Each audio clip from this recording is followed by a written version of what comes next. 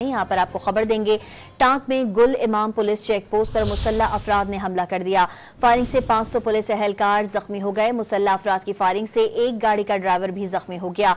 जख्मियों को डेरा इस्माइल खान अस्पताल मुंतकिल कर दिया गया। आपको अपडेट कर रहे हैं। टांक में गुल इमाम पुलिस चेक पोस्ट पर मुसल्लह अफराद ने हमला कर दिया। फायरिंग से 5 पुलिस एहलकार जख्मी हुए हैं। यहाँ पर आपको खबर देंगे। टांक में गुल इमाम पुलिस चेक पोस्ट पर मुसल्लह अफराद ने हमला कर दिया।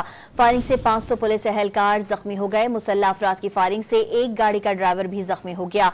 जख्मियों को डेरा इस्माइल खान अस्पताल मुंतकिल कर दिया गया। आपको अपडेट कर रहे हैं। टांक में गुल इमाम पुलिस चेक पोस्ट पर मुसल्लह अफराद ने हमला कर दिया। फायरिंग से 5 पुलिस एहलकार जख्मी हुए हैं।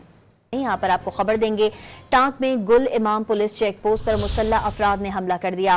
फायरिंग से 500 पुलिस एहलकार जख्मी हो गए। मुसल्लह अफराद की फायरिंग से एक गाड़ी का ड्राइवर भी जख्मी हो गया।